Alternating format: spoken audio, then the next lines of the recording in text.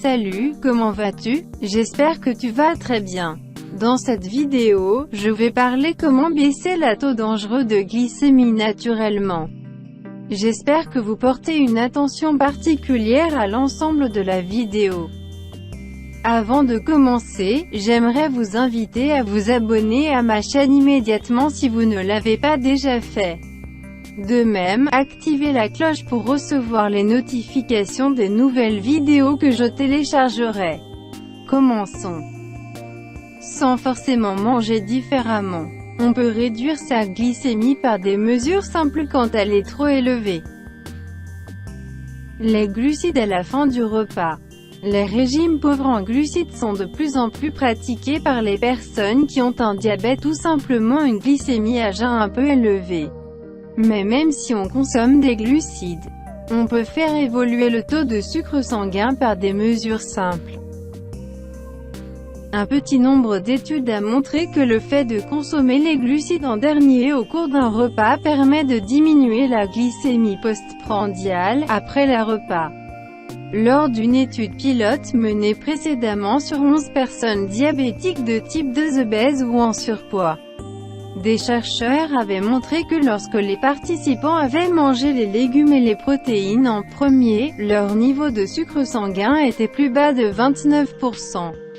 30 minutes plus tard que lorsque les glucides étaient consommés en premier.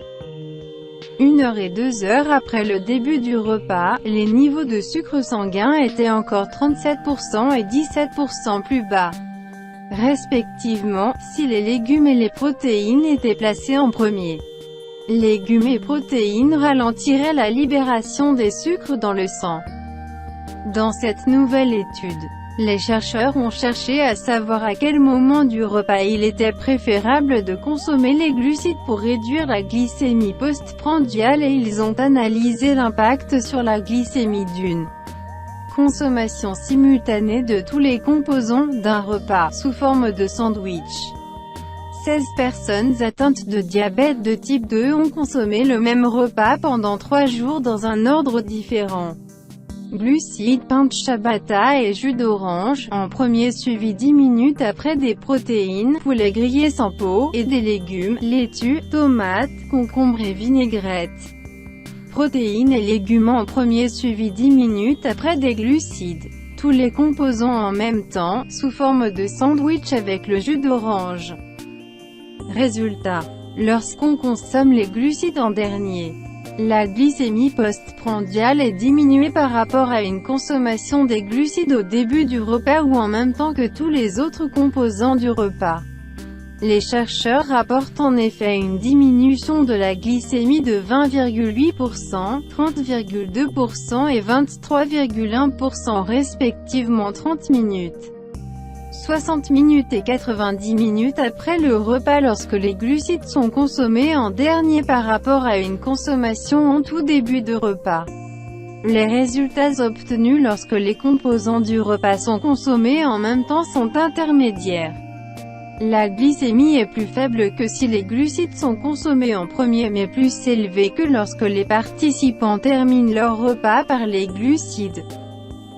L'ordre alimentaire semble influencer la vidange gastrique et donc le passage du glucose dans le sang.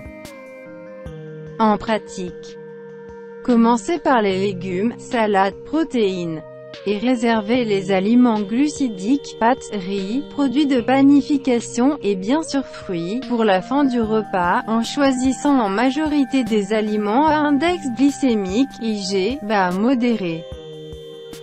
Pratiquer une activité physique après le repas. Une petite étude pilote a montré que des personnes âgées à risque de diabète qui marchaient 15 minutes après chaque repas ont amélioré leur taux de glucose sanguin. Après un repas, le taux de glucose dans le sang augmente. Chez une personne en bonne santé, l'insuline produite permet de faire baisser le taux de glucose dans le sang. Mais chez des personnes à risque de diabète, le taux de glucose dans le sang peut rester élevé. Un petit exercice physique pourrait aider ces personnes à réduire leur glycémie.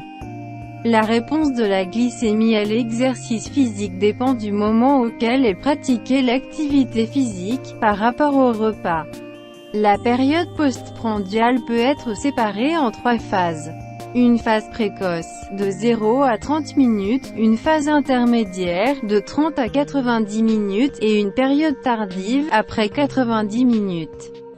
Le pic de glucose dans le sang se trouve dans la période postprandiale intermédiaire, entre 30 et 90 minutes. Un exercice pratiqué avant le repas utilise le glucose endogène et le glycogène du muscle comme principaux carburants. Mais pendant la période postprandiale intermédiaire, c'est le glucose exogène qui est utilisé comme principal carburant car ce glucose est abondant dans le sang 30 à 90 minutes après le repas. C'est donc pendant cette phase intermédiaire que les diabétiques peuvent pratiquer une activité physique modérée. En pratique, faites une promenade de 15 à 30 minutes après le repas, idéalement 30 à 60 minutes après. Souhaitez-vous connaître la méthode naturelle et efficace d'un célèbre docteur qui aide à vaincre le diabète chez les patients? Si votre réponse est « oui », je vous invite à visiter le lien que je vais laisser dans la description de cette vidéo.